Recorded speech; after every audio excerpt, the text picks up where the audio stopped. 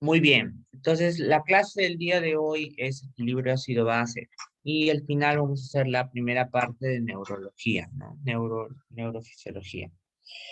Muy bien. Entonces, ustedes saben, ya les expliqué cuáles son todas las funciones del riñón, ¿no? Y una de las más representativas, eh, no las más importantes, pero las más representativas, es la capacidad de controlar la concentración de hidrogeniones en el cuerpo, ¿no?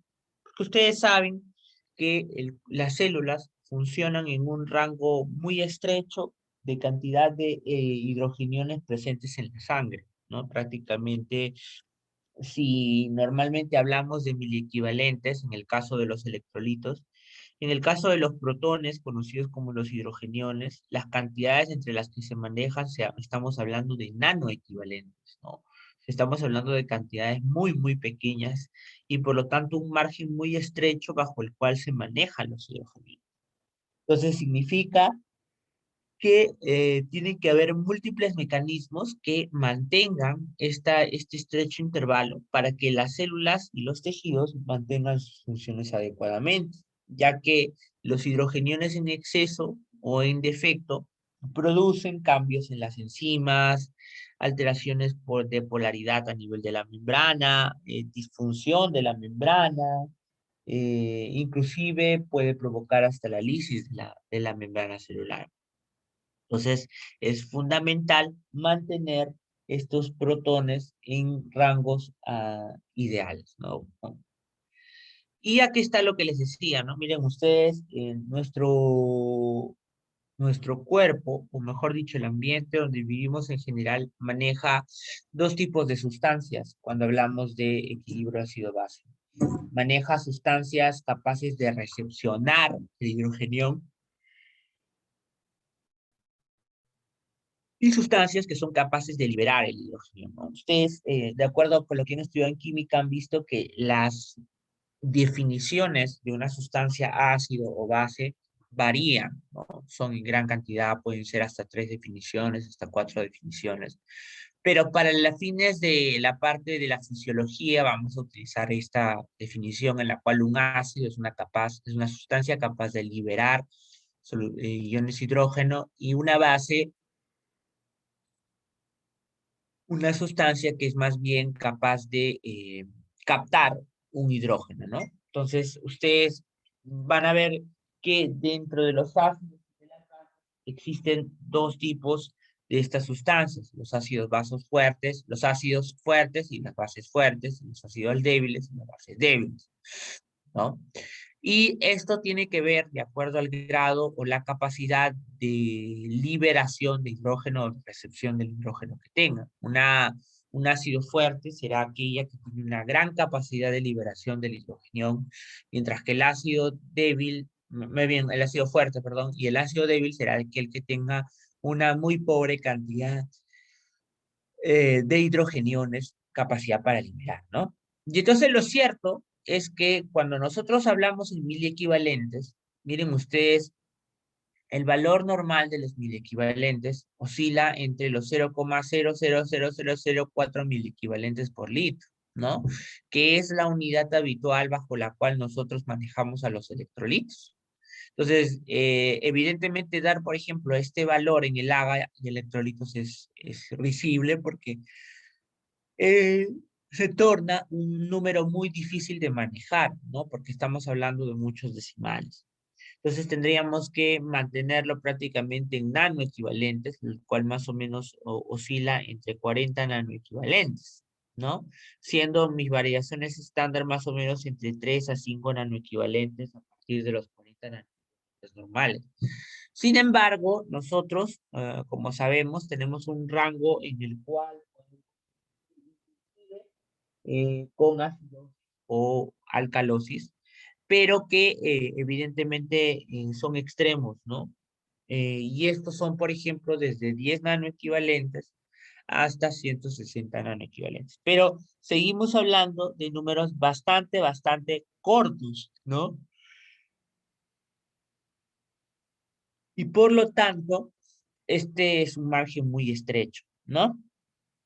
Entonces, para evitar hablar de estos números que tienen muchos decimales en su haber, hemos ideado el mecanismo de hablar de la función del logaritmo negativo. Es decir, en vez de expresarnos con nano equivalentes o 0,0000 mil equivalentes, hablamos del logaritmo negativo de esa concentración. Y entonces, al hallar el logaritmo negativo de esa concentración, vemos que es el logaritmo de 1 sobre la concentración del hidrógeno, no es igual a hablar al logaritmo negativo, ¿no? Al logaritmo negativo cuando lo invertimos las razones. Y esta es la razón por la cual, mientras mayor cantidad de concentración de hidrógenos haya, menor será el pH, y mientras mayor concentración, menor concentración de hidrógenos haya, mayor será el pH. El P, concentración de H, que es la función logarítmica negativa, ¿no? Entonces, al logaritmo negativo de una sustancia, le vamos a llamar la función P. Por eso es que eso se llama el pH, ¿no? Hasta ahí hemos entendido, ¿verdad? ¿Sí? Hasta aquí entendemos, ¿verdad, muchachos? Muy bien. Entonces, ustedes ven acá, por ejemplo, los diferentes pHs que tienen la sustancia. Por ejemplo, tienen el líquido intersticial, el líquido intracelular, el, el- la sangre arterial, la sangre venosa, la orina, ¿no? Miren ustedes, la orina puede llegar en rangos bastante más amplios, ¿no? Y el ácido gástrico, ¿no? Que es el ácido que utilizamos en la cámara gástrica, miren ustedes el pH que tiene. Y la razón es porque el ácido clorhídrico es un ácido fuerte, por lo tanto, tiene una gran capacidad de liberación de hidrogeniones y por lo tanto una gran concentración de hidrogeniones, ¿no? Bien, y entonces resulta que nosotros aportamos a través de la dieta una serie de alimentos que promueven una mayor cantidad de hidrogeniones en el cuerpo. Entonces, por lo tanto, inmediatamente después de haber ingerido estos alimentos, ¿no? O inclusive las mismas reacciones químicas del cuerpo, generan exceso de hidrogeniones, ¿no? Y este exceso de hidrogeniones tiene que ser inmediatamente atacado por sistemas que me permiten de enfrentarme al cambio de pH. Y estos son básicamente tres. El primero es un sistema que actúa inmediatamente en segundos de haberse producido el cambio de la concentración de hidrogeniones. El segundo, que se considera como la segunda línea de defensa y que empieza prácticamente a los minutos del cambio del pH, ¿no? Y el tercero, que es el más efectivo, que demora habitualmente entre días a semanas, pero que digo que es el más efectivo porque a diferencia de los otros es el que elimina en sí la cantidad de hidrogeniones en en la orina, ¿no?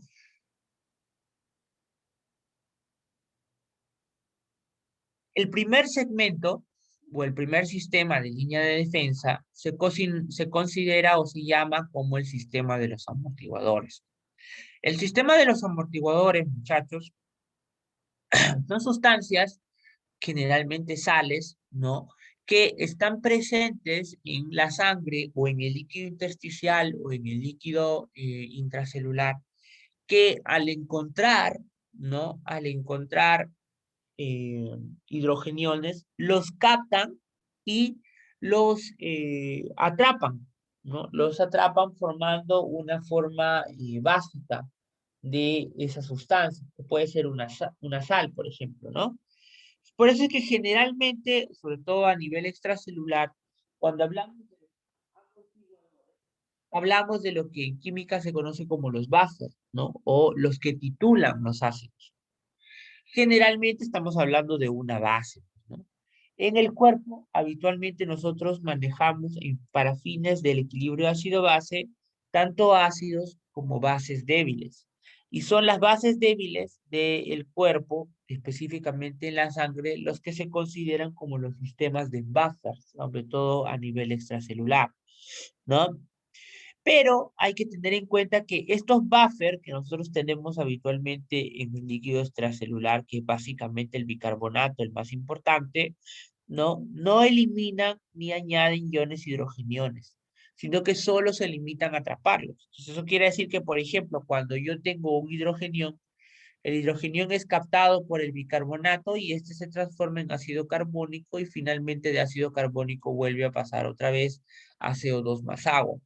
Por lo tanto, el hidrogenión no es eliminado del cuerpo, sino solo es captado por el tampón, ¿no?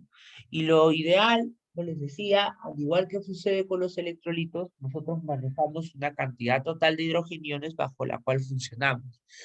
Y el exceso o el defecto tiene que ser, eh, tiene que ser rápidamente equilibrado, ya sea eliminándolo o recuperándolo, para que no haya alteraciones en la célula, ¿no? Porque este sistema buffer tiene un punto de saturación. ¿Y de qué depende? De la cantidad de amortiguador que yo tenga disponible para tamponar el hidrógeno, ¿no? Y además hay que tener en cuenta que estos amortiguadores no solo existen en el extracelular, o sea, en el plasma, sino también inclusive en el intracelular. Solo que en el intracelular estos suelen demorar un poco más. Una vez utilizados los buffers, también a la par, hacia los minutos, perdón, disculpen un momento.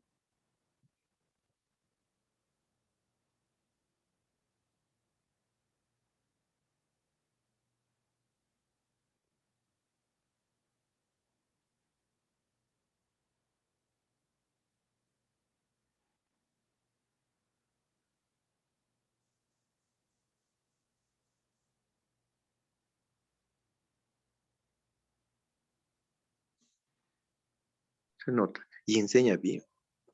A veces te das cuenta quién enseña bien pausado.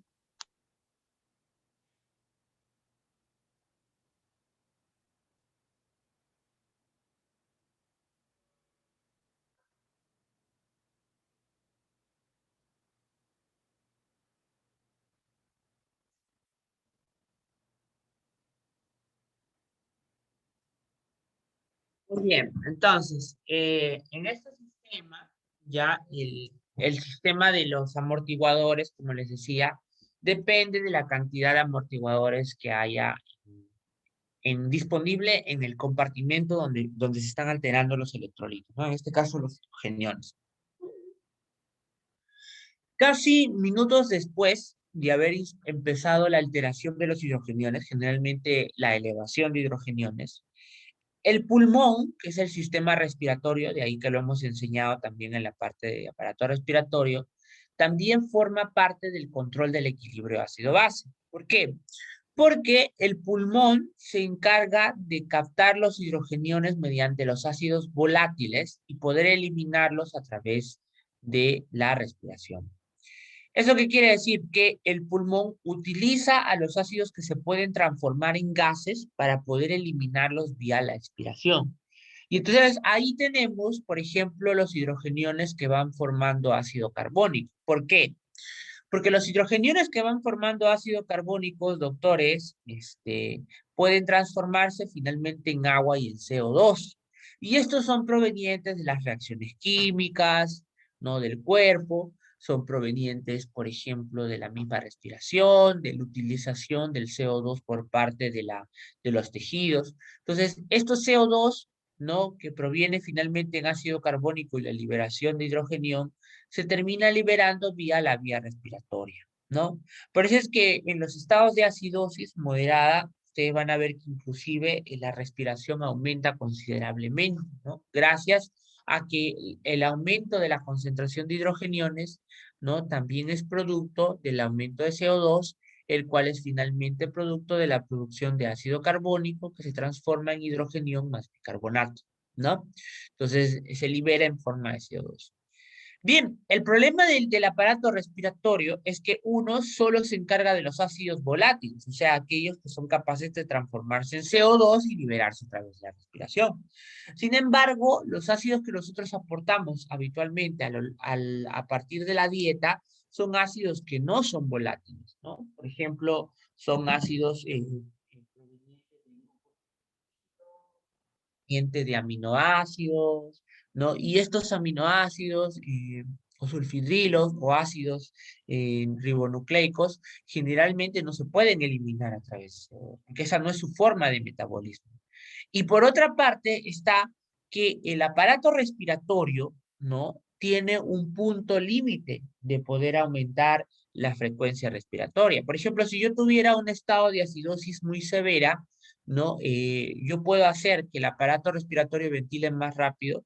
Sin embargo, ese aparato respiratorio depende también, y esa caja depende de músculos, y esos músculos tienen un punto de cansancio determinado, ¿no? Entonces, realmente, si nosotros solamente dependiéramos del aparato respiratorio, uno, no sería totalmente eficiente, porque ya le dije que no todos los ácidos son volátiles, y dos, llegaría a un punto de cansancio máximo. Así que para eso está nuestra estrella de esta última clase del capítulo que estamos hablando, que es el riñón. El riñón en hora 100 días termina eliminando los ácidos no volátiles y los ácidos de exceso que van quedando. Pero lo más importante es que los eliminan, ¿no? Pero eliminan a todos los ácidos. Por eso el sistema renal es el más importante para el equilibrio ácido-base, ¿sí? Entonces, nuestro cuerpo, por lo tanto, se encuentra constantemente entre el amortiguador, o sea, tanto el intra-extracelular, uniéndose a hidrogeniones para formar la forma tamponada, versus pasando desde la forma no tamponada más el hidrogenión. ¿Y de qué depende eso? Depende del equilibrio. Si yo tengo una mayor concentración de hidrogeniones, entonces el amortiguador se va a unir al hidrogenión y va a formar una forma tamponada. Y si yo más bien tengo una disminución de la cantidad de hidrogeniones, la formación del tampón va a ser al revés, se va a separar del hidrógeno. Entonces, ¿de qué depende esto? De un equilibrio constante entre la concentración de hidrogeniones. ¿Sí? Entonces, ¿y de dónde nace esto? Bueno, esto nace porque nosotros hemos estudiado preferentemente al tampón más importante del plasma. Y el tampón más importante del plasma es, señores, el bicarbonato. El bicarbonato se une habitualmente más el hidrogenio para formar que es un ácido totalmente débil que se conoce como el ácido clorhídrico. Entonces, al formarse, hay que recordar que el ácido clorhídrico proviene de la reacción química uniendo el gas soluble, el CO2, más el agua, formando el ácido clorhídrico, ¿no? Y entonces, esta reacción generalmente van una y en viceversa, y van además ayudada por una enzima, que es la anhidrasa carbónica, porque esta reacción de unir el CO2 más el agua puede suceder finalmente en ácido clorhídrico, pero en ácido carbónico. Sin embargo, es una reacción que es habitualmente lenta, por lo cual nuestro cuerpo habitualmente tiene una enzima que es capaz de poder acelerarla. Esa es la anhidrasa carbónica, ¿cierto? Entonces, una vez que se ha convertido en ácido carbónico, se promueve la formación finalmente de hidrógeno. Como yo les he dicho siempre, el ácido carbónico es un ácido muy inestable, rápidamente se separa en hidrogenión más bicarbonato. Y por lo tanto, esa sal bicarbonato, que es una sal, como ya les he dicho, rápidamente busca un metal, que habitualmente es el sodio, y termina formando bicarbonato de sodio. Lo que es más, cuando ustedes van a los hospitales e intentan poner bicarbonato en ampolla, los bicarbonatos casi nunca vienen solos, siempre viene unido a algún metal, que en este caso es el sodio. Entonces, miren ustedes qué pasa, que pues la reacción química final es esta, ¿no? Miren ustedes, el CO2 más el agua forma ácido carbónico, y el ácido carbónico forma hidrogenión más CO2 más el sodio, ¿no? ¿Qué pasa cuando yo además al CO2, al ácido carbónico le agrego, ¿no? Mejor dicho, al bicarbonato, lo utilizo para tamponar un ácido fuerte, por ejemplo, el ácido clorhídrico? Pues lo que va a pasar es que se va a formar ácido carbónico, ¿no? Y además CO2 más agua, y aumenta además el CO2. Si yo le aumento una base fuerte como el hidróxido de sodio, pues lo que va a pasar es que se va a formar, ¿no? Una mayor cantidad hidróxido de sodio más sodio presente aparte liberado, ¿no? Pero esto es, sin embargo, lo que sucede cuando hay ácidos y bases fuertes. La realidad es que nosotros solamente manejamos ácidos y bases débiles, ¿no? Afortunadamente. Pero miren, aún así, a pesar de solo manejar ácidos y bases débiles, nuestro rango de hidrogeniones que podemos tener en el cuerpo es sumamente amplio, ¿no? Y entonces, a partir de la fórmula que les he dicho, nació la siguiente disquisición. Miren ustedes, nosotros decíamos que el ácido carbónico se libera en hidrogenión más bicarbonato y nosotros decimos, bueno, si nuestro tampón, que es el bicarbonato, vive en una constante disyuntiva entre formar la forma tamponada y la forma no tamponada.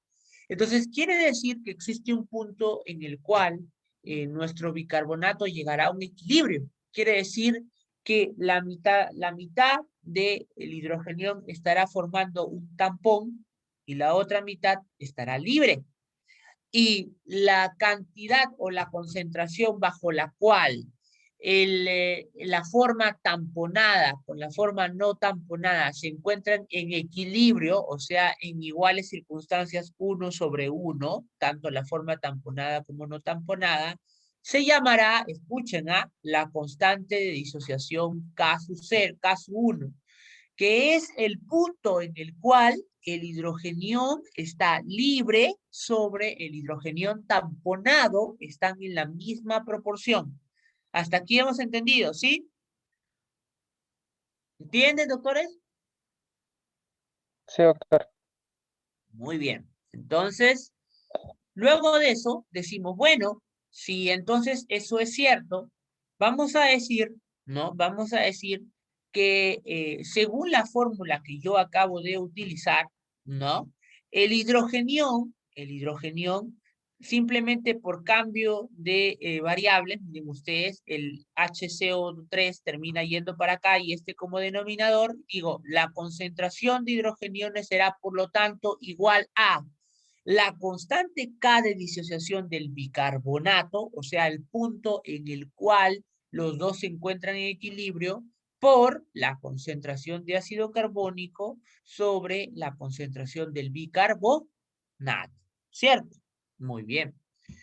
Entonces, aquí me salta un primer problema.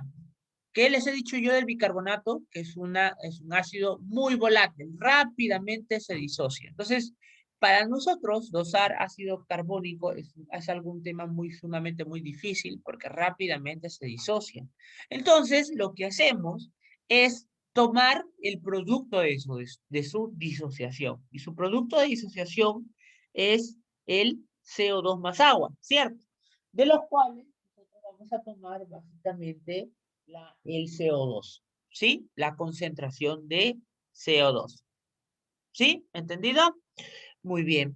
Y ya para este punto, entonces obviamente aquí ya no es un K1 porque aquí hemos cambiado a la concentración de hidrogeniones y no lo vamos a tomar en consta de la concentración de CO2, ¿no?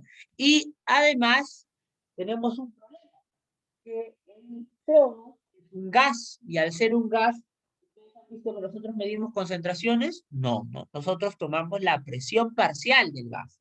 Entonces, por eso multiplicamos a la concentración del CO2, o mejor dicho, a la presión parcial de CO2, por su constante, que es por cada mol, eh, cuántos milímetros de mercurio de presión ejerce más o menos. Entonces es 0,03. Por eso finalmente la concentración de hidrogeniones es igual a K por la constante, que es 0,03, por la presión parcial de CO2 sobre la concentración de bicarbonato.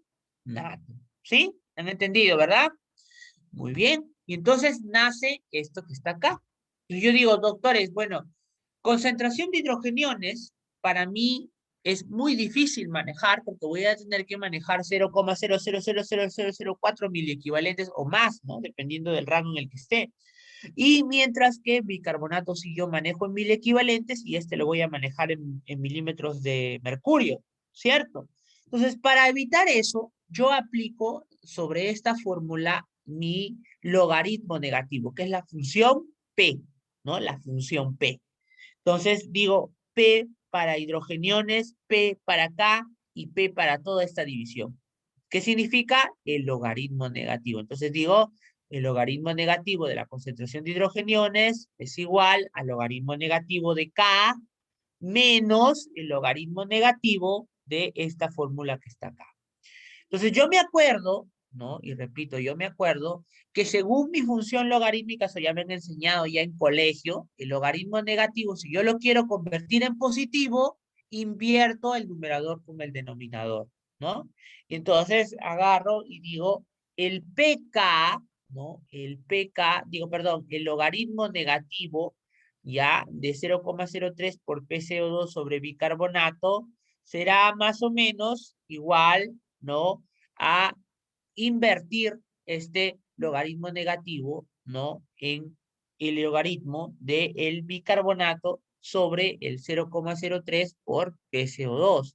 ¿Qué he hecho? He multiplicado tanto a este lado como a este lado por -1, porque sigue siendo igual, ¿no? Acá multiplico por menos, acá multiplico por -1, y me sale el logaritmo, ¿no? El logaritmo negativo, pH. Aquí el PK, porque ya sabemos que el logaritmo negativo de K es el PK, y aquí es el pH, menos el logaritmo. Cuando yo quiero convertir, ¿cómo puedo hacerlo para convertirlo en positivo? Pues invierto uno con otro, ¿no? Invierto el numerador con el denominador, ¿sí? Y entonces, de esta fórmula, doctores, pH es igual al PK más el logaritmo negativo de esta fórmula. Esta ecuación se le denominó la ecuación de Henderson y Hasselbalch. Doctor, ¿y qué es PK? ¿De dónde lo saco? Ah, yo te dije K es la constante de disociación. Quiere decir, es el punto, en este caso, es el pH, al punto donde el cual el bicarbonato se encuentra estable, tanto en igual concentración en bicarbonato como en su forma no tamponada con liberación de hidrogeniones y bicarbonato liberado, ¿no? Ácido carbónico sobre bicarbonato más hidrogenión, ¿sí? Entonces, cada sustancia, cada amortiguador, cada buffer tiene un pH bajo el cual están en equilibrio. Y el bicarbonato, eso ya se ha establecido por experimentos químicos, el punto en el cual se encuentra en equilibrio, o sea, tanto en igual forma tamponado como no tamponado, es 6.1. Por lo tanto, ¿qué me establece la ecuación de Henderson y Hasselbalch del bicarbonato? Que pH es igual al pK, que es 6.1, más logaritmo de la concentración de hidrogeniones sobre 0,03 más PCO2. ¿Han entendido toda esta fórmula?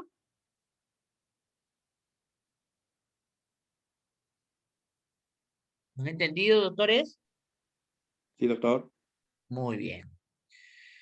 Entonces, miren ustedes, acá tenemos el pH y aquí tenemos cuando yo añado ácidos, cuando yo añado bases, ¿no? Entonces, el bicarbonato es el amortiguador extracelular más potente y estos están regulados respectivamente, uno por el riñón y el PCO2 por los pulmones. De tal manera que en mi fórmula de Henderson y Hasselbalch, yo tendré que al bicarbonato lo maneja básicamente el riñón y el PCO2 el pulmón, ¿no? Entonces, el cambio de pH debido a cualquier ácido o base que se añada al sistema será tanto menor cuanto más próximo, ¿no?, sea al pK del sistema que se encuentre el pH, ¿no? Eso quiere decir que mientras un cambio de pH o un cambio de pH genere que se acerque más al pK, ¿no?, menor al cambio de concentración de hidrogeniones dará, ¿no? Y entonces yo me doy cuenta que mi pH habitual es más o menos 7.4, ¿no? Quiere decir la concentración de hidrogeniones habitualmente está entre 7.4. ¿Y qué pasa? Que el buffer más importante extracelular es en 6.1, ¿no? Mientras que nosotros operamos a un pH de 7.4.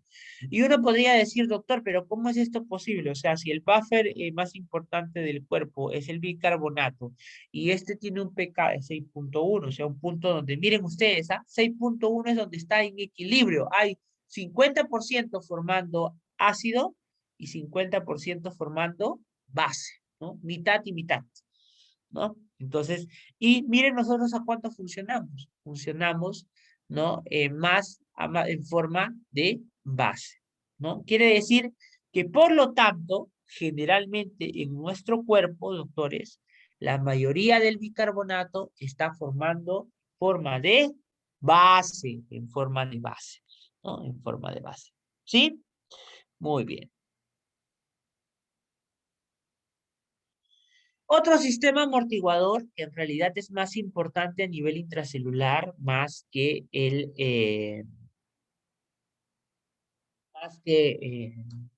otra cosa, es el fosfato, ¿no? ¿Por qué? El fosfato es un ácido que puede tamponar también. Miren ustedes, el fosfato puede unirse a ácido clorhídrico, ¿no? Y formar eh, fosfato de sodio más cloruro de sodio, o puede formar con bases, ¿no? Fosfato de sodio más agua, ¿no? Entonces, vean ustedes que el fosfato es también un amortiguador, pero generalmente el fosfato, como ya en la clase pasada, está presente en el intracelular. Y si ustedes se daban cuenta, yo les puse un cuadrito, más o menos el pH funcional de cada compartimento de agua, y si ustedes se daban cuenta, a nivel del intracelular, el pH al que funciona es habitualmente entre 7 y 6,9. Y miren ustedes cuánto es el pK del fosfato, 6,8, ¿no? Eso quiere decir que a nivel intracelular, el pH, el tampón más importante es básicamente el fosfato.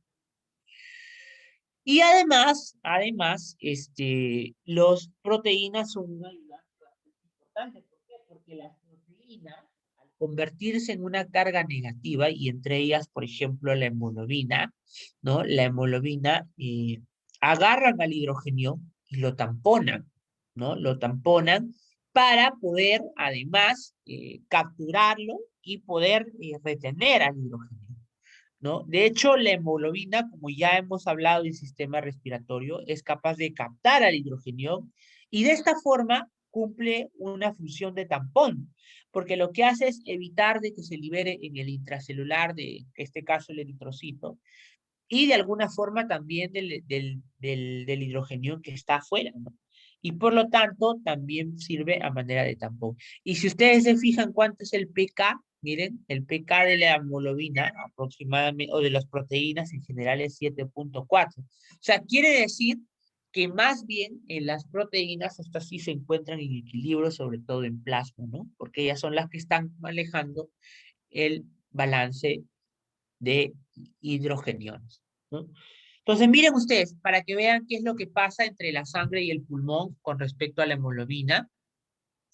Ustedes saben que en los pulmones, o mejor dicho, en el tejido capilar, el CO2 intenta ingresar al eritrocito, producto de que es un CO2 de la utilización de sus reacciones metabólicas, se transforma en agua y CO2, este se transforma en ácido carbónico, y al encontrar a la hemoglobina rica en oxígeno, ¿no? Proveniente desde el pulmón, gracias a la acción de los dos, el oxígeno se libera, el hidrogenión capta la hemoglobina capta el hidrogenión del ácido carbónico, y el bicarbonato se queda libre y el oxígeno queda libre también.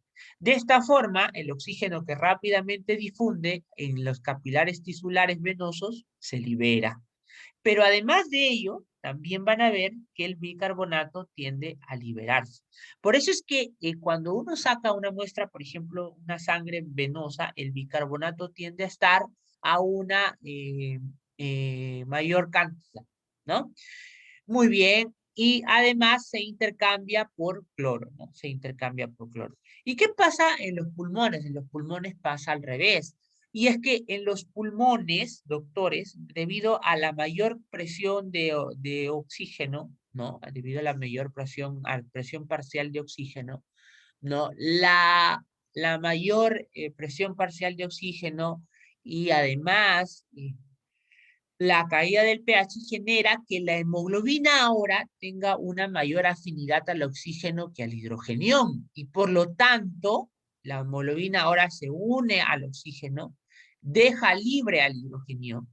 El bicarbonato es captado por el plasma y este bicarbonato se une al hidrogenión, forma ácido clorhídrico, pero como ya sabemos, el ácido clorhídrico es muy débil y por lo tanto se transforma en CO2 y en agua. Y este CO2 es liberado al aire expirado, al alveolo, y el oxígeno se une a la hemoglobina. Por eso, vean ustedes, nosotros no podemos desentender la relación del riñón con respecto al aparato respiratorio. Porque el aparato respiratorio no solamente hace para llevar oxígeno a los tejidos, sino miren ustedes, indirectamente también es parte del control o equilibrio ácido-base.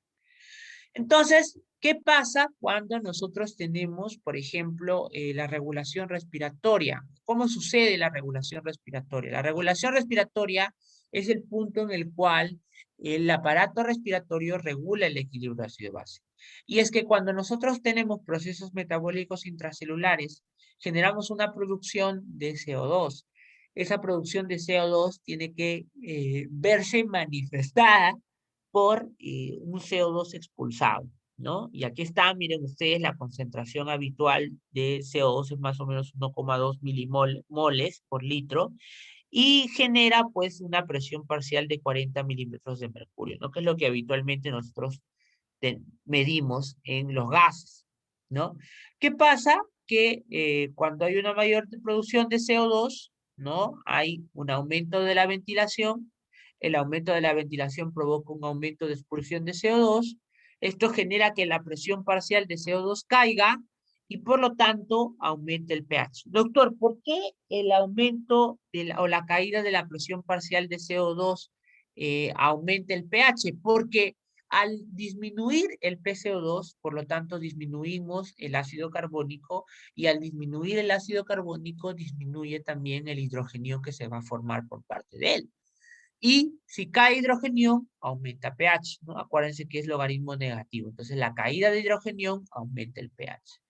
Y cuando lo contrario, yo tengo una ventilación disminuida, aumento la cantidad de PCO2 retenido, esto aumenta la presión parcial de PCO2 y esto genera una disminución del pH, cosa que vemos acá, ¿no?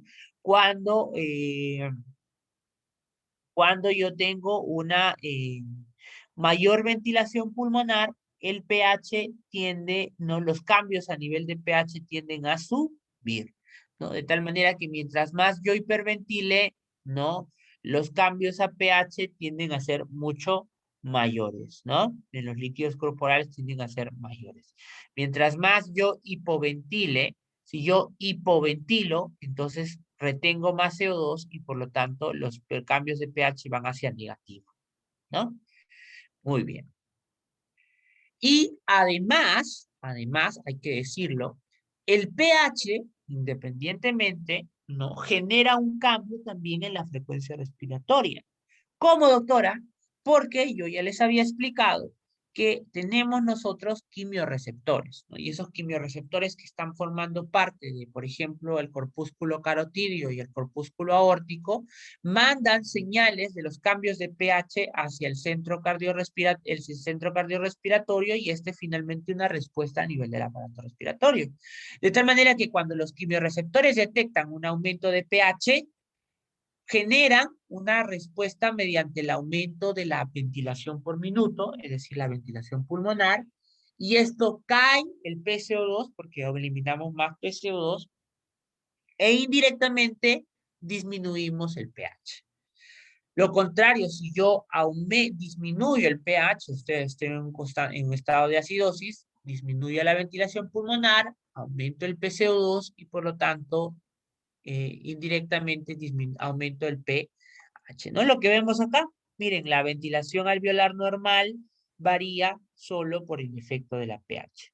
Cuando yo aumento el pH, la ventilación pulmonar se va para abajo, ¿no? Y yo más bien, cuando disminuyo el pH, o sea, aumento la concentración de hidrogeniones, aumento la ventilación. Por lo tanto, el aumento de hidrogeniones aumenta la hiperventilación y la disminución de hidrogeniones provoca la disminución de la el aumento de la ventilación, ¿no? Bien. Y ahora sí, vamos a hablar del riñón, el que nos interesa. ¿Cómo el riñón logra mantener el equilibrio? Y es que ustedes saben que en general, si yo tengo una filtración de 180 litros por día aproximadamente de plasma, ¿no?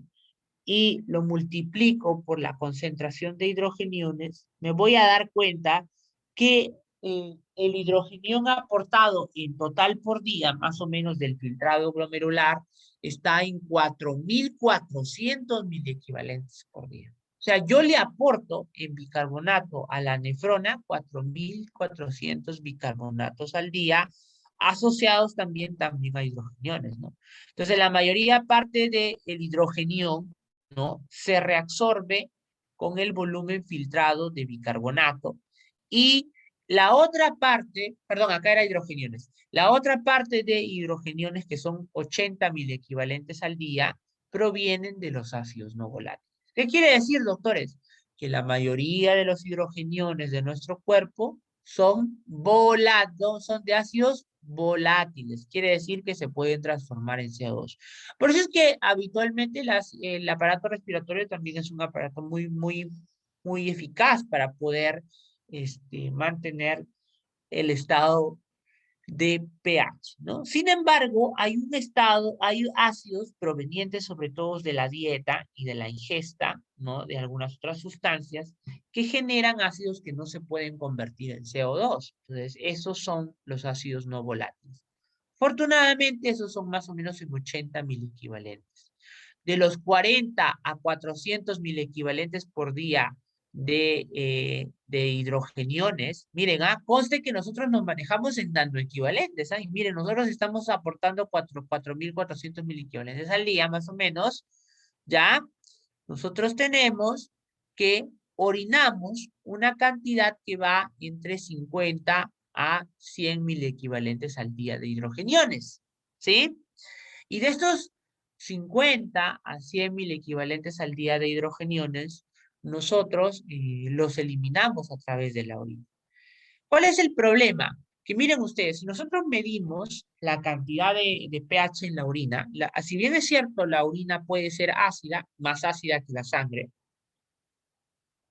miren ustedes, el pH de la orina puede ir hasta 4 a 4.5, que es el pH al cual los túbulos y toda la vía urinaria funcionan normal, ¿no? Pero esto solo representa 0,1 miliequivalentes por litro. ¿Por qué? Porque habíamos dicho que la concentración de hidrogeniones es la que se manejan en poca. Entonces, ¿cómo hacemos nosotros para poder eliminar estos 50 a 100 miliequivalentes de más? Que además coinciden con los hidrogeniones, sobre todo de los ácidos no volátiles, que son los que no podemos eliminar por la respiración. Y todos los demás se reabsorben. ¿Cómo? En forma de bicarbonato. Vamos a ver más adelante cómo. ¿Ya? Entonces, pero lo demás se orina.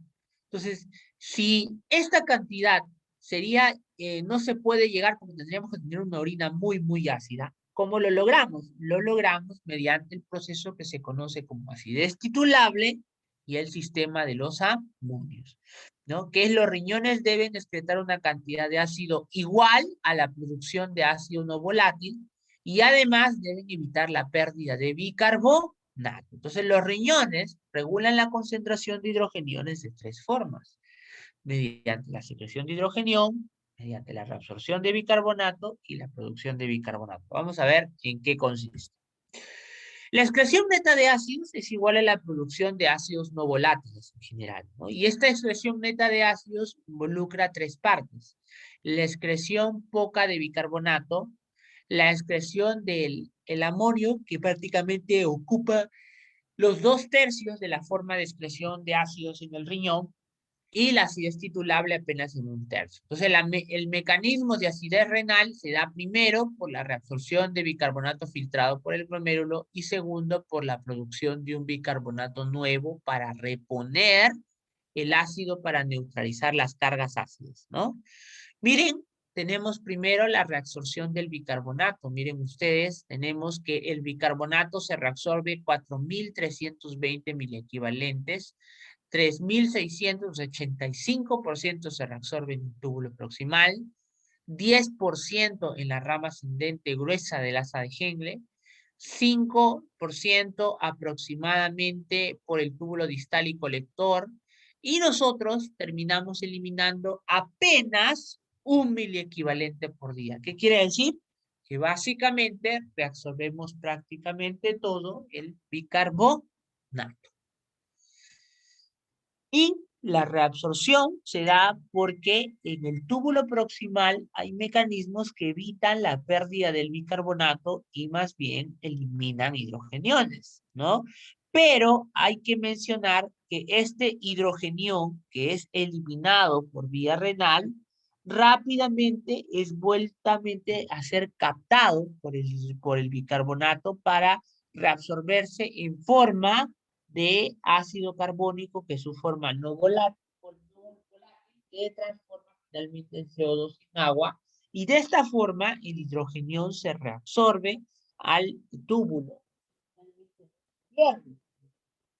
Porque nosotros necesitamos mantener una cantidad de hidrogeniones también necesarias en el cuerpo para no llegar a la cirrosis.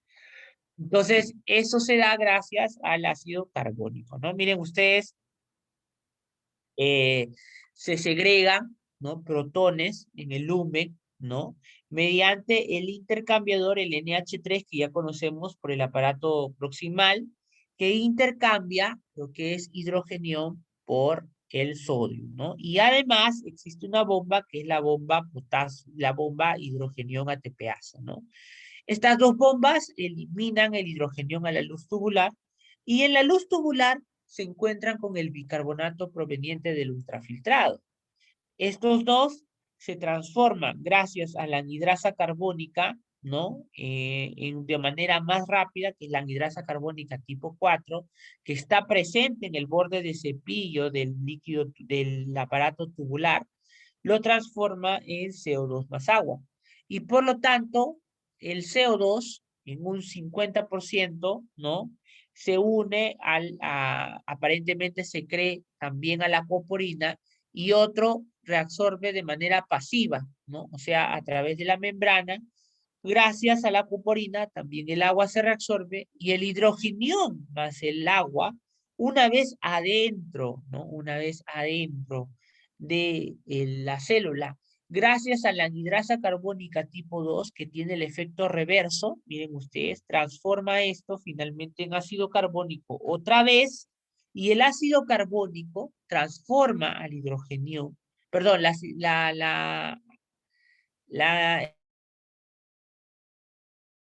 el ácido carbónico se termina otra vez promoviendo, ¿no? Promoviendo su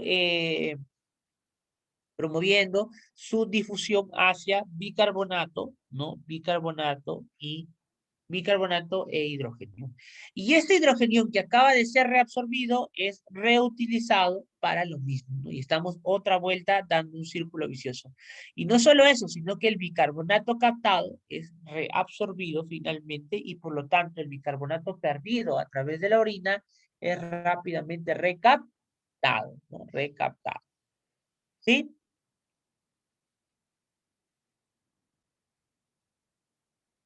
Y acá está lo que les decía, ¿no? Hay que, por favor, no se olviden los transportadores, ¿no?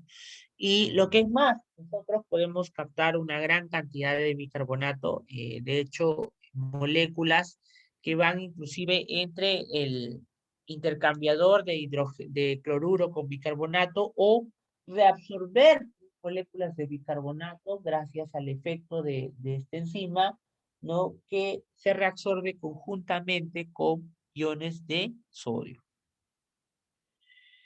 En el asa de Henle, nosotros tenemos que hay, además de estas bombas, que son la bomba NKCC2, hay también la bomba NH3, y esas bombas también eliminan hidrogeniones, además la hidrogenión ATPasa, también eliminan a la luz tubular, y una vez en la luz tubular, igualito, ¿no? El bicarbonato se une al hidrogenión, el hidrogenión Esto encuentra la anhidrasa carbónica. La anhidrasa carbónica actúa gracias a la anhidrasa carbónica tipo 4 en el borde de cepillo, se transforma en hidrógeno más agua, difunde libremente o gracias a las acuporinas al interior de la célula, y en el interior de la célula de la misma forma se vuelve a transformar lo mismo y otra vuelta se vuelve a regenerar. Y esto pues genera que además yo recupere mayor cantidad de bicarbonato, ¿no? ¿Por qué? Porque estoy generando, ¿no?, una mayor cantidad de moléculas de bicarbonato. Y además está el efecto de la reabsorción en el túbulo distal y en el túbulo colector. Y es que en el túbulo distal tiene dos tipos de células, que son las células intercaladas tipo A y las células intercaladas tipo B, que expresan el NH2 apical que ya les he mencionado, ¿no? El NH2. La salida del bicarbonato vasolateral prácticamente implica a una proteína que se llama la AE2, ¿no?, que está presente. Aquí tenemos la anhidrasa carbónica tipo 1 en el interior de la célula, pero aquí en la célula apical nosotros no tenemos anhidrasa carbónica tipo 4, que es la que veíamos que está habitualmente en el borde de cepillo, ¿verdad? Y la mayoría de las células intercaladas, la mayoría son de tipo A, ¿no? La proporción de células intercaladas es menor en el túbulo contorneado, en el túbulo colector medular interno, y disminuye progresivamente al llegar hasta la unión medular externa e interna hasta la papila, ¿no? En el túbulo conector hay células intercaladas tipo A y son prácticamente infrecuentes las tipo B. En el túbulo colector hay células intercaladas tanto tipo A como tipo B y y en el medular externo e interno solo hay tipo A en condiciones prácticamente normales, ¿no? Miren ustedes a la célula intercalada tipo A, ¿no? Y en la célula intercalada tipo A participa en la secreción del hidrógeno, en la reabsorción de bicarbonato y en la secreción de amoníaco. La secreción de hidrógeno interviene prácticamente la hidrógeno ATPasa y el segundo tipo de secreción electroneutro dependiendo de cada luminal, ¿no? O sea, cuál saca lo que es, perdón, ingresa hidrógeno y saca hidrógeno e ingresa potasio, ¿no? Entonces, miren ustedes, saca hidrógeno y esto difunde, más lentamente, pero difunde, y el CO2, que es el que difunde, y el agua que se libera, ¿no?, pasa libremente alrededor y se transforma con el agua del interior de la célula, se transforma en ácido carbónico, y este ácido carbónico se transforma otra vez en hidrógeno, otra vez dando un ciclo vicioso, y el bicarbonato se reabsorbe. De esa manera, por cada hidrógeno que se reabsorbe, estamos ganando un bicarbonato.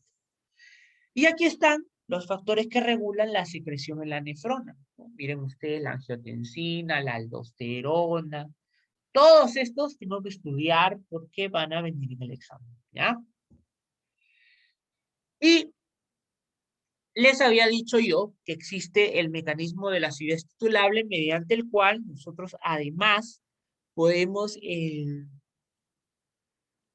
podemos hacer que algunos buffers especiales, como son el fosfato, pueden captar el hidrógeno del NH2, ¿no?, y eliminarlo a manera en forma de sales, ¿no?, el fosfato de sodio.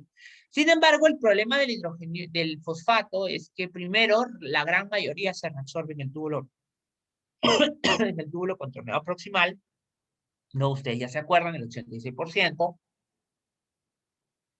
y rápidamente se satura. Así que esta acidez titulable del fosfato sí ayuda mucho, pero no es totalmente eficiente. Realmente la que ayuda más a reabsorberse una mayor cantidad de hidrógeno, perdón, a eliminarse una cantidad de hidrógeno en orina, sin que esto genere un hidrógeno libre en orina y por lo tanto el pH baje demasiado, es el sistema de los bicarbonatos, ¿no? Mediante el cual ustedes tienen acá, vean ustedes, el hidrógeno sale, ¿no? Y el sodio ingresa, y este hidrógeno se encuentra con el NH3, que es el amonio, ¿no? El amoníaco, que viene proveniente de la liberación de glutamina y aniones, ¿no? Aniones, Y este amoníaco termina liberándose finalmente a la luz tubular. En la luz tubular, el amoníaco se une al hidrogenión y forma lo que es el amonio, el NH4, ¿no? Entonces el NH4 pasa a lo largo de los túbulos y una vez en el túbulo, ¿no?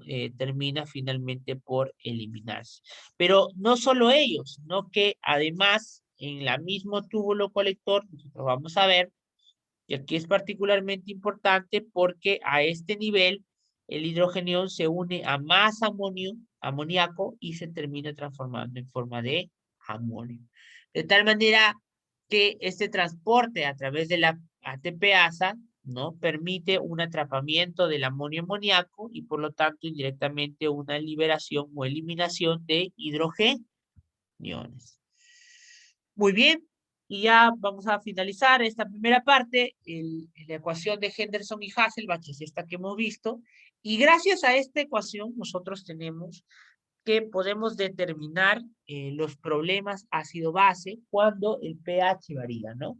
Entonces, según la ecuación de Henderson y Hasselbalch, lo más importante y lo que varía en el pH es o la concentración de hidrogeniones o la presión parcial de CO2, ¿cierto?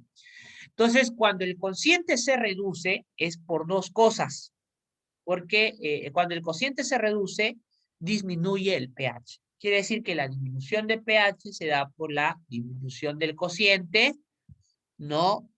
Y cuando se incrementa el cociente, y cuando el cociente aumenta, se incrementa el pH. Entonces la pregunta es, ¿qué cosas hacen variar el cociente? ¿Qué lo aumenta y qué lo reduce? Y entonces ahí está la respuesta. Cuando el problema en el cociente está en el numerador, o sea, en el bicarbonato, el trastorno es metabólico. Cuando el problema en el cociente está en la presión parcial de CO2, entonces el problema es respiratorio, ¿no? Respiratorio. Entonces así tenemos la siguiente cuadro. Cuando el cociente baja y por lo tanto disminuye el pH, el cociente baja por dos cosas. O bien aumentó, que diga, disminuyó el numerador, o bien aumentó demasiado el denominador. Entonces, quiere decir, si disminuye demasiado el numerador, el problema es una acidosis, porque baja el pH, ¿no? Acidosis metabólica. A ver, vamos a ver. Acidosis metabólica, sí, pues cierto. El problema fundamental es la reducción del numerador, el bicarbonato. Si más bien yo tengo que el pH disminuye, pero por un aumento excesivo del denominador, entonces es un aparato respiratorio. Ahora vamos a ver acidosis porque disminuye el pH, respiratoria porque aumenta demasiado el denominador, ¿ya? Y al revés si hablamos de alcalosis, ¿no? Muy bien. Y entonces, ¿qué pasa cuando hay acidosis metabólica? Hay que entender que la acidosis metabólica se da porque yo disminuyo el pH, el bicarbonato. ¿Y cómo disminuye el bicarbonato? Uno, porque yo adhiero más ácidos no volátiles, como más ácidos o aporto ácidos de reacciones químicas. O dos, y esto se ve reflejado en algo que se llama el anion gap, que eso ya lo van a enseñar seguramente cuando ya llevan fisiopatología. O podemos perder bases. Por ejemplo, un niño que se va en diarreas, ¿no? Pierde bicarbonato a través del intestino delgado.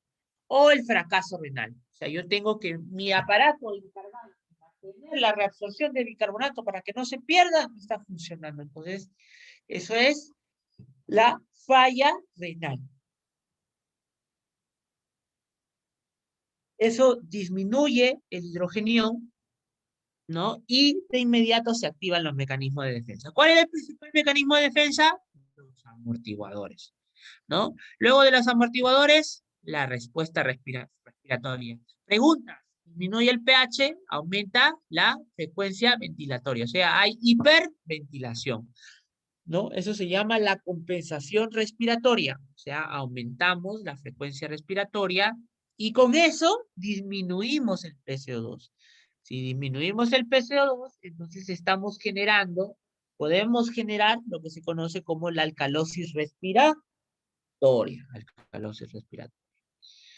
Y finalmente llega un punto en el cual el músculo se puede cansar. Entonces yo necesito eliminar sobre todo los ácidos no volátiles que me están generando mucho hidrogenión. Entonces, ¿qué necesito hacer? Actuar el riñón, ¿no? ¿Y el riñón qué hace?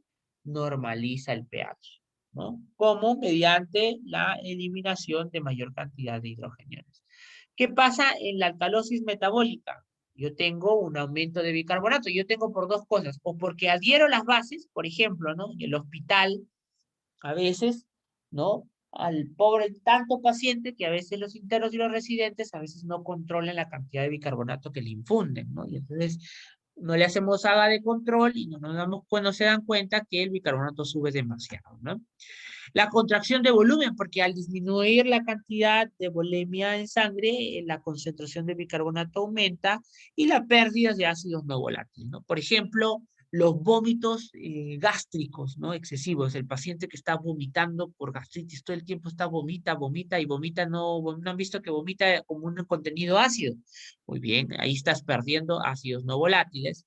Eso genera una respuesta que es el aumento del hidrogenión, ¿no? O sea, quiere decir que yo debo, ante la alcalosis metabólica, mi respuesta debe ser, no el aumento del hidrogenión. ¿Y cómo lo doy?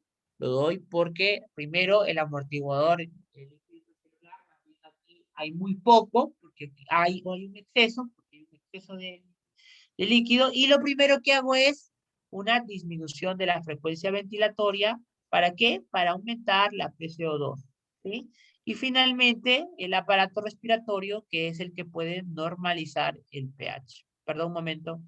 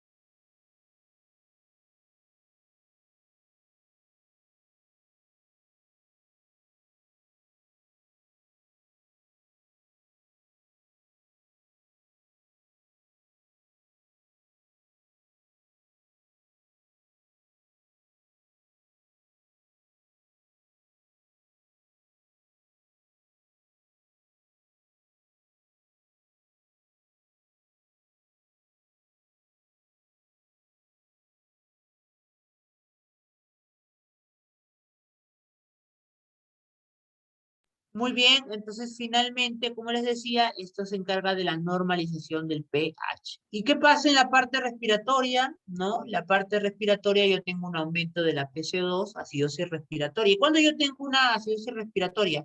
Cuando yo tengo que, por ejemplo, tenemos una ventilación insuficiente. Por ejemplo, el COVID, ¿no? El COVID va a generar que yo primero hiperventile, pero luego, como tengo muy poco es que comenzaré a ver un menor recambio gaseoso y por lo tanto se va a comenzar a retener, ¿no? Se va a comenzar a retener PCO2. De hecho, cuando yo ya tengo acidosis respiratoria en un cuadro respiratorio, ya prácticamente estoy al borde de la parada cardiorrespiratoria, sobre todo respiratoria, ¿no? Entonces, el hecho de estar en acidosis respiratoria es algo alarmante que ya prácticamente induce a que uno ya tiene que ayudarle con ventilación mecánica al paciente. Entonces, es porque primero ustedes comprenderán que la hiperventilación más bien provocará lo contrario, ¿no? La caída del PCO2. Pero ya llega un punto después en una neumonía o o en una infección respiratoria fuerte en el cual ya comienzan a retener el CO2, ¿no? Y eso genera la acidosis respiratoria, ¿no? La acidosis respiratoria y la respuesta compensatoria tiene que ser el aumento del hidrógeno. ¿Y cómo lo aumenta? Bueno, primero ustedes saben el amortiguadores, el aparato respiratorio, que aquí prácticamente ya no funciona, porque aquí es el aparato respiratorio el que está comprometido, y aumenta la reabsorción renal de hidrogeniones y excreción de amonios, ¿no? Y se da la compensación renal. ¿Cómo? Mediante la alcalosis metabólica, ¿no? Eso quiere decir que una forma, nosotros compensamos un problema respiratorio con una respuesta metabólica y compensamos un problema metabólico con una respuesta respiratoria, ¿no? Bien. Y lo mismo, la alcalosis respiratoria, ¿no? ¿Cuándo da la alcalosis respiratoria? En la hiperventilación. Por ejemplo, de la neumonía, de las infecciones respiratorias, ¿no? El asma o el estrés, ¿no? Por ejemplo, el que te dicen mañana va a haber examen, ¿no? Y el doctor Álvaro dice que va a ser la misma dificultad del tercer examen. Entonces todos comienzan a hiperventilar, ¿no? Y al hiperventilar, pues lo que sucede es que comienzan a barrer mayor cantidad de PCO2. Entonces, por lo tanto, finalmente, ¿no? La respuesta tiene que ser la caída del pH mediante la respuesta de metabólica, ¿no? ¿Qué hacemos? Que el riñón pierda una mayor cantidad de bicarbonato. Y esto, doctores, va a venir en el examen, va a venir en forma de ejercicio, así que, por favor, aprendérselo. Esta es la forma en la que el cuerpo compensa. ¿Qué quiere decir? Yo les he dicho que un aparato o un trastorno ácido metabólico se compensa mediante un problema respiratorio. Entonces, la acidosis, la acidosis respiratoria se compensa, por ejemplo, mediante una acidosis, mediante la compensación respiratoria. ¿Cómo es eso? Acidosis metabólica será cuando yo tenga el bicarbonato menos de 24, tenga un PCO2 menos de 40, gracias a la compensación de la acidosis metabólica, ¿no? Si yo tengo un pH menos de 7.4 y un bicarbonato menos de 24, el problema original será prácticamente, probablemente, la acidosis metabólica. Significa que para compensar, el cuerpo hiperventilará más. Si hiperventila más, tengo que caer, por lo tanto, si mi paciente está compensando adecuadamente el trastorno, entonces tengo que ver una presión parcial de CO2 disminuida. Sin embargo, lo que a veces no les enseñan es que nosotros tenemos que saber más o menos cuánto debe bajar el PCO2 por cada bicarbonato que no hemos controlado. Entonces, ¿cuánto es esto? La norma, en realidad hay varias fórmulas, pero esta es la que me gustaría que aprendan primero por ahora, ¿no? Que es que por cada 1.2 milímetros de mercurio, ¿no? Por cada miliequivalente que ha caído el bicarbonato por debajo de 24, el PCO2, doctores, debe de bajar 1.2 milímetros de mercurio. Entonces, por ejemplo, a ver, despiertos, ¿ah? Si yo tengo que mi paciente tiene una acidosis metabólica con bicarbonato en 22, ¿cuánto debe estar el PCO2?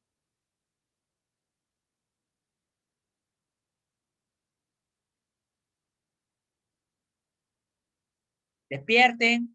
A ver, ¿cuánto debe de estar?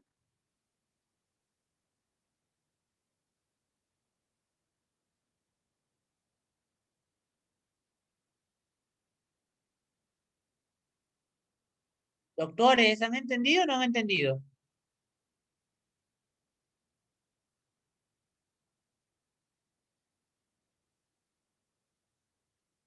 Hola, ¿están presentes o no están presentes? Sí, doctor. Ya, a ver, ¿han entendido o no han entendido lo que les he dicho?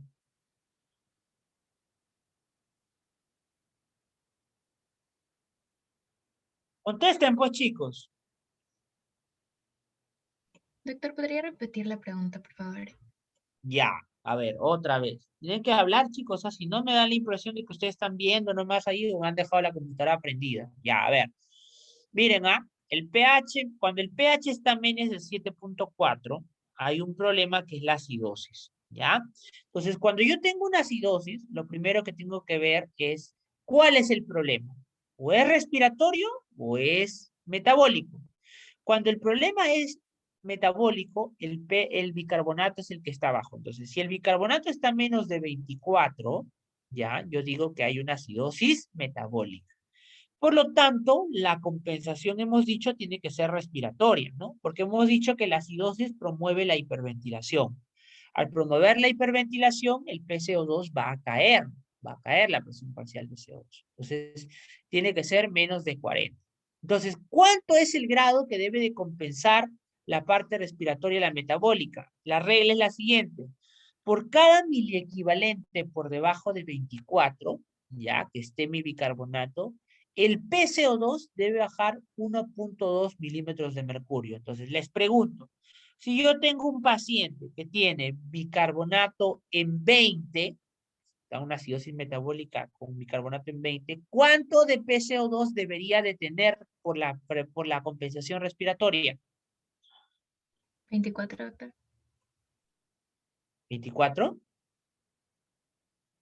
No, A ver, disminuir nada más, disminuir básicamente a la presión, a la PCO2 de menos 40 tienes que disminuir nada más el cociente de 1.2 milímetros de mercurio. 4, doctor. ¿cuánto? 2.4. 2.4. A ver, otra vez. Por cada miliequivalente por debajo de 24, el PCO2 debe de ser 1.2 milímetros de mercurio menos de 40 por cada milímetro de mercurio. Y yo les estoy diciendo que el bicarbonato es 20. Tendría que disminuir 4.8. Muy bien, doctor. Entonces, ¿cuánto tendría que tener? 35.2. ¿Cuánto? 35.2. 35.2. Ah, Ya ven, a eso me refiero. ¿Por qué? Porque tenemos 24 y he dicho que tiene 20. Entonces, ¿cuántos miliequivalentes tengo de menor? 4 miliequivalentes. Si por cada miliequivalente yo debo aumentar 1.2, multiplico pues 4 por 1.2, 4.8. Entonces, resto 40 menos 4.8, ese es el PCO2 que debe de tener mi paciente. ¿Por qué les hago yo esa fórmula, ese grado de compensación? Porque es muy frecuente que ustedes van a ver que a veces hay pacientes que tienen trastornos mixtos, o sea, en el cual tú le sacas el grado de compensación y el PCO2 no está en 30, perdón, en 35.2, lo encuentras en 22. Y tú dices, doctor, ¿qué ha pasado? ¿Ha supercompensado? No. El problema es que ahí el paciente tiene otro problema respiratorio. Hay algo ahí, aparte de la acidosis metabólica, que le está generando que hiperventile inclusive más y por lo tanto pierda PCO2 más. A eso, doctores, se le llama trastorno secundario. Es más, para que se compliquen un poco más la vida, existe un trastorno terciario todavía. Que eso ya lo van a aprender cuando ustedes lleven clínica. Y si tienen la mala suerte de llevar nefrología conmigo, peor todavía. Entonces, pero para fines de fisiología, lo que ustedes tienen que conocer es cómo compensa el organismo.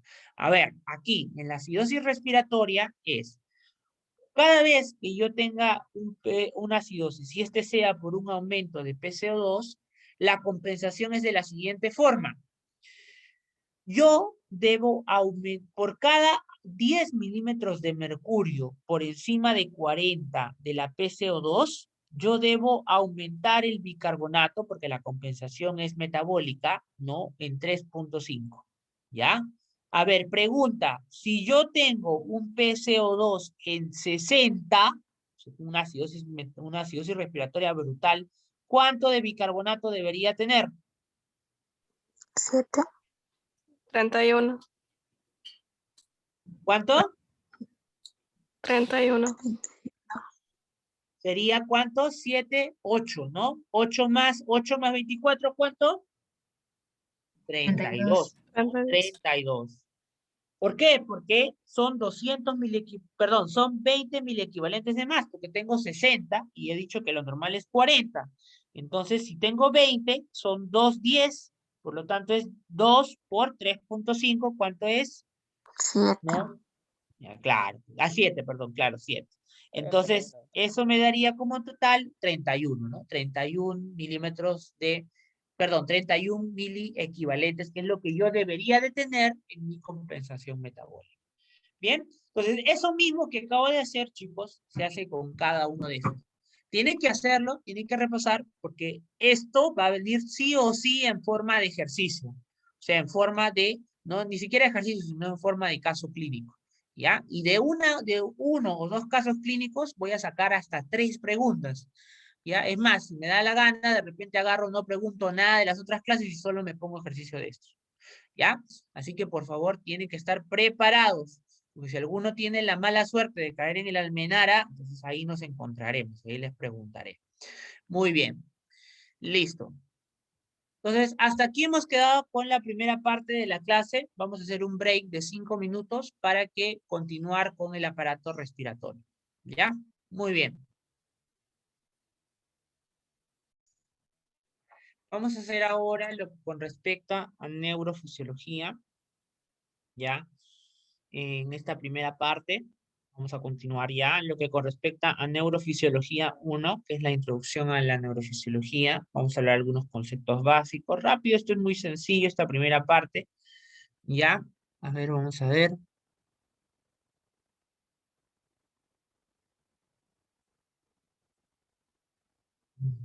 Ah,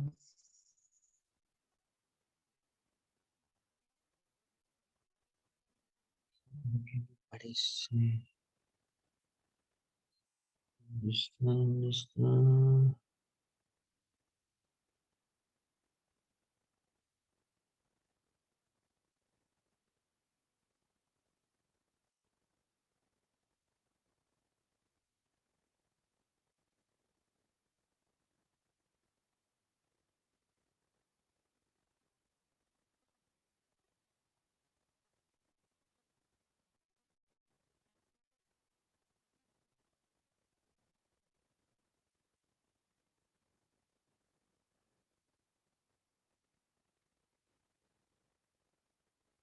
Bueno, no parece. Bueno, ya. Bueno, entonces lo que vamos a ver ahora es neurofisiología, la primera parte, ya. Bueno, entonces miren, ustedes saben más o menos que el contenido, el comportamiento de los líquidos corporales, ya más o menos cómo funciona, ya les expliqué en la parte de nefrofisiología, ¿no? Ya saben que el agua se mueve entre distintos compartimentos y que además, aparte del agua que se mueve en estos distintos compartimentos, saben también que hay una distinción entre la cantidad de electrolitos que hay entre cada compartimento, ¿no? Ustedes saben que, por ejemplo, el potasio es mucho mayor. ¿Me escuchan? ¿Se me escucha, chicos? Sí, doctor. Sí, doctor. ¿Doctor, les escucha? Muy bien. Sí, doctor, sí se escucha. Listo. Entonces, Sí, el doctor, líquido sí. intracelular no contiene una mayor cantidad de potasio, ¿no? Y una menor cantidad de sodio. Saben ustedes también que el cloro está en menor cantidad hacia el interior, ¿no? Y saben que el pH tiende a ser un poquito más ácido con respecto al interior de la célula, ¿no? Además, también ya les he explicado tanto en cardiovascular como en renal, que el transporte en general de las sustancias, ¿no? Puede ser de manera pasiva, puede ser de manera activa, puede ser de manera activa secundaria, ¿no? Cuando utilizan, por ejemplo, corrientes de concentración de otro componente, como lo hacía en el riñón la glucosa, el sodio y el fosfato, ¿no? La glucosa, el fosfato y el lactato, ¿no? Y además, existe pues inclusive un componente de diapedesis y todo ello, ¿no? Entonces, es fundamental recuperar algunos de estos conceptos un poco para entender cómo funciona la neurona. Entonces, hay algo que es importante mencionar, que yo les dije en cardio, que era que esta alteración, o más que alteración, esta desigualdad de la distribución de los electrolitos en cuanto a los compartimentos de agua intracelular como extracelular, generaba pues que hubiera una diferencial de carga, ¿no? Porque y el negativos afuera y positivos hacia adentro, ¿no? Entonces, esto se evidencia porque cuando uno pone un electrodo en el interior de la célula, ¿no? Y en el exterior de la célula uno determina un voltaje, que es una diferencial de carga, ¿verdad? Algo que se conoce como el potencial de membrana en reposo. Entonces, cuando hemos visto, por ejemplo, la célula cardíaca, vimos que la célula cardíaca en general tiene un potencial de membrana de menos 90 milivoltios, ¿no? Y habíamos dicho que la contractibilidad y toda la actividad cardíaca del corazón dependía de la alteración de este voltaje del potencial de membrana, gracias justamente a la alteración del transporte de ida y regreso de los electrolitos, ¿no? Que salen y algunos que entran. Entonces, las células en diferente grado tienen un potencial de membrana distinto, ¿no? El cloro, el glóbulo rojo, ¿no? Que tiene, por ejemplo, ¿no? 10 milivoltios, menos 10 milivoltios, ¿no? La neurona que tiene menos 70 milivoltios, ¿no? El músculo cardíaco que tiene menos 90 milivoltios, que son los potenciales en reposo de la membrana, ¿no? Y entonces, cuando hablamos de potencial de membrana, estamos hablando de las diferencias de cargas a través de la membrana, que la membrana de la neurona se encuentra polarizada, ¿no? Habíamos dicho también en cardiología que este potencial de membrana por convención no se tomaba la diferencial entre el exterior y el interior y el exterior, y que por esto este voltaje salía negativo, menos 80 a menos 90 milivoltios, y que esto además se mantiene porque las células, sobre todo la neurona, tiene en su interior una bomba que permite mantener la gradiente de concentración, ¿no? A pesar de que esta bomba va en contra de la gradiente de concentración, que es la bomba sodio-potasio ATPasa, ¿no? Y que el potencial de reposo básicamente estaba generado por el potasio, y que pérdidas pequeñas durante el reposo, el predominio gradiente, no van alterando poco a poco el potencial de membrana de la célula. Entonces, ustedes pueden ver que, por ejemplo, la bomba sodio-potasio ATPasa escinde ATP para generar además ADP, y en este contexto generar una liberación de energía, retirando, pues, ¿no? Retirando sodio, ¿no? Del interior del citoplasma, y eliminando potasio haciendo ingresar, claro, potasio, y haciendo salir sodio, ¿no? Es decir, en contra de la gradiente de concentración, porque normalmente aquí hay más sodio, y aquí hay más sodio, y aquí hay más potasio. Entonces, en ese contexto, habitualmente el sodio tendría que entrar desde adentro hacia afuera, pero la bomba sodio-potasio hace al revés, o sea, elimina potasio, o retira sodio, e ingresa potasio, ¿no?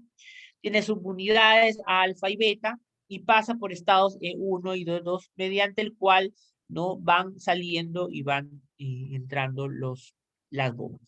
Entonces, el potencial de acción es la manera de transmitir las señales nerviosas, y solo se da entre células excitables, es decir, quiere decir mediante el cual, ¿no? Ese cambio de voltaje se pasa hacia otra célula, ¿no? Hacia otra célula. No todas las células tienen la capacidad de, cuando se da un cambio eléctrico en la misma célula, transmitir ese cambio hacia otro lado. En el caso de los cardiomiocitos, por ejemplo, y en general la célula muscular, esto se debía a que, por ejemplo, en el caso del cardiomiocito, ustedes han visto de que están unidos a través de uniones desmosómicas, ¿no? Que hace que los cambios electrolíticos generados en uno se pasen rápidamente a lo largo a través del otro, ¿no? Y de esa forma, pues, rápidamente eran excitables y la transmisión era rápida, ¿no? Entonces, en la neurona se da por un mecanismo un poco diferente, ¿no? La mayoría de ellas al menos, y se debe básicamente al ingreso de iones de sodio. Y esto es compartido con respecto a la célula cardíaca, donde ustedes veían que la fase rápida, que era la fase 1, ¿no? La fase 0, era una fase donde los canales rápidos de sodio pues hacían ingresar una gran cantidad de sodio al interior de la célula, y esto generaba que el voltaje de ser negativo pase ahora a ser positivo, ¿no? ¿Sí? Muy bien. Entonces, miren lo que pasa durante la acción de la polarización de reposo. Una célula polarizada que está en menos 90 milivoltios. Habitualmente esta compuerta de los canales rápidos de sodio se encuentra cerrada, ¿no? En su compuerta de activación. Y en reposo el potasio prácticamente no puede salir y el sodio tampoco puede entrar. Gracias a que en este caso la compuerta de activación de sodio se encuentra cerrada y la compuerta de inactivación de potasio también se encuentra cerrada. ¿Qué pasa en el contexto de la despolarización? Donde más bien yo tengo que el voltaje de la célula, de la transmembrana de la célula va a llegar a ser positivo. Pues acá lo que sucede es que más bien los canales rápidos de sodio, como ustedes pueden ver acá, se activan y por lo tanto se aperturan. Y esto hace que el sodio rápidamente ingrese hacia el interior de la célula y esto genera que el potencial transmembrana pase a ser positivo. ¿Qué pasa durante la repolarización? En la repolarización yo tengo que los canales de potasio hacen que el potasio salga por fuera de la célula y más bien se mantenga cerrados los canales de sodio. De esta manera el sodio no puede entrar y solamente el potasio puede salir. ¿Por qué? Porque acuérdense que adentro hay más potasio, afuera hay menos potasio y adentro hay menos sodio y afuera hay más sodio, ¿no? Entonces esa es la normalidad por la cual sucede. Y esto es lo que ustedes pueden ver que pasa en la actividad eléctrica de la neurona, ¿no? Ustedes ven que aquí está el resto de la membrana en potencial, ¿no? Hay un estímulo de despolarización que genera, ¿no? Que genera que la membrana se despolarice hasta un punto determinado en el cual los canales de potasio, los canales de sodio se activan, ¿no? Los canales de sodio se activan y esto genera pues que la entrada rápida de potasio active lo que es la conductividad de sodio, perdón, y hasta un punto determinado que es más o menos 35 milivoltios, ¿no?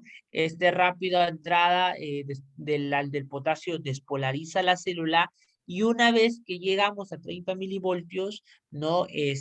Los canales de potasio, de sodio, perdón, se cierran y más bien lentamente los canales de potasio comienzan a aperturarse gracias al voltaje que hemos llegado a 30 milivoltios. Porque hay que mencionar que estos canales son dependientes de voltaje. Eso quiere decir que llegado a un determinado voltaje, ¿no? Esos canales cambian su conformación. Entonces, una vez que el potasio comienza a salir, otra vuelta, el voltaje comienza a disminuir, ¿no? Comienza a disminuir hasta que llega más o menos hasta un punto más final, cúspide, ¿no? En el cual en menos 70 milivoltios los canales de potasio permanecen abiertos y a potasio adicional termina dejando la célula, evento que se conoce como la hiperpolarización. Cuando yo tengo que el canal, miren, cuando yo tengo que el canal de potasio se mantiene abierto y por lo tanto la célula baja por debajo del voltaje habitual en reposo, o sea, más negativo de menos 70 milivoltios, ese proceso, doctores, se llama como hiperpolarización. Y entonces el voltaje, ¿no? Va haciendo que rápidamente el potasio se vaya, los canales de potasio se vayan cerrando y esto hace que vaya la cantidad de potasio que deja la célula sea cada vez menor y se reinstaura otra vez el equilibrio hacia un estado en reposo de menos 70 milivoltios aproximadamente de la célula, ¿sí? Entonces, acuérdense, esto es la repolarización y esto es la hiperpolarización, ¿ya? Muy bien, y entonces hay una ley que dice la ley del umbral de todo o nada, que establece que cuando yo tengo, ¿no? Cuando yo tengo un estado en el cual se da la hiperpolarización o la despolarización de la membrana en un segmento determinado de la neurona, se transmite rápidamente a lo largo de toda la membrana, ¿no? De tal manera que cuando yo llego a un punto determinado de umbral, sí o sí, la membrana se va a despolarizar hasta más 35 o más 30 milivoltios y luego finalmente llega y se despolariza lentamente.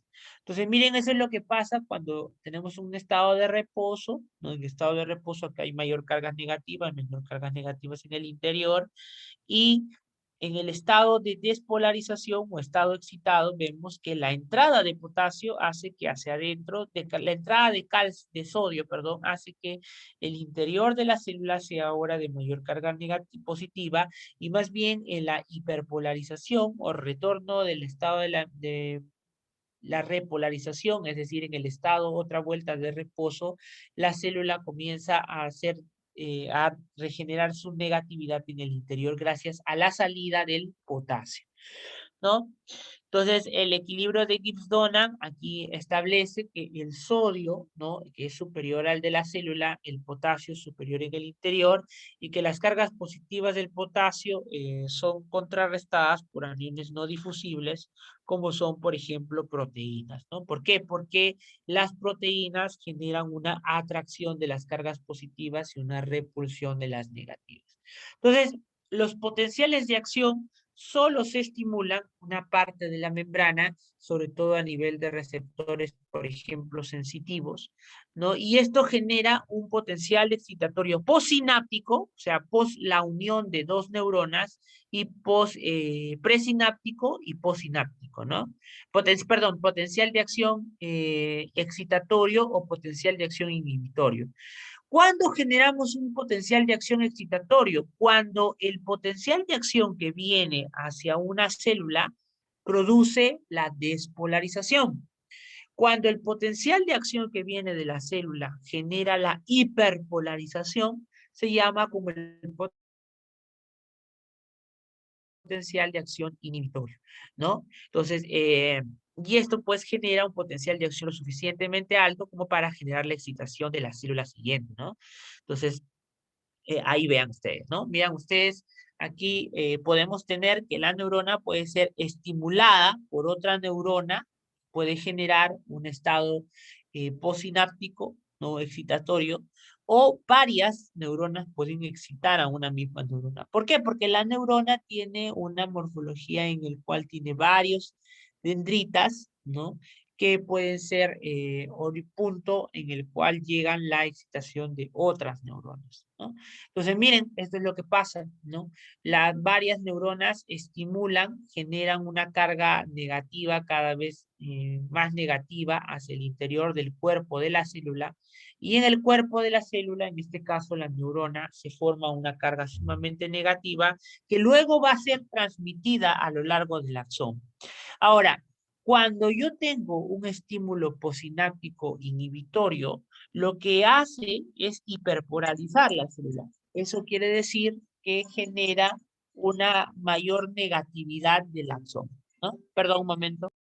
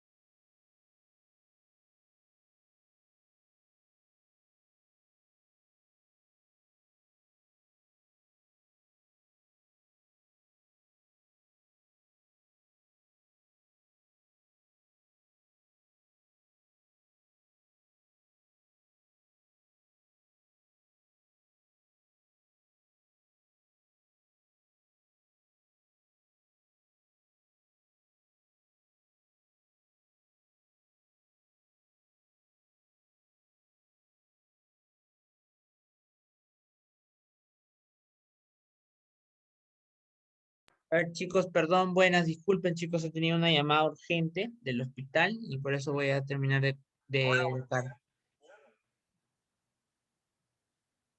¿Aló? Sí, doctor.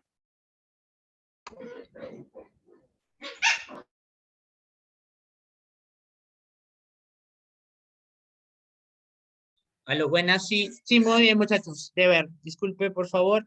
Tenía una llamada urgente, disculpe. A ver, entonces, a ver, aquí estamos ya en esta diapositiva, nos vamos a quedar el día de hoy. Ya vamos a continuar acá en la siguiente clase. Ya lo vamos a terminar lo que es la parte de neurofisiología, ya, para poder, ¿cómo se llama? Terminar. Ya, muy bien, doctores. Doctor, Sí, buenos días. dígame, Sí, lo que dígame. pasa es que, sí, lo que pasa es que ingresé 15 minutos después por problemas de internet, no sé si me podría considerar, doctor. Claro, apellido, por favor. Horna, Cárdenas, ¿no? no, Horna.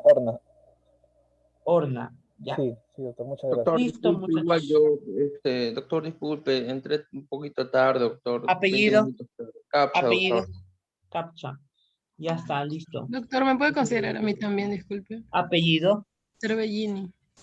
Luis Cervellini. Listo. Así es. ¿Alguien más?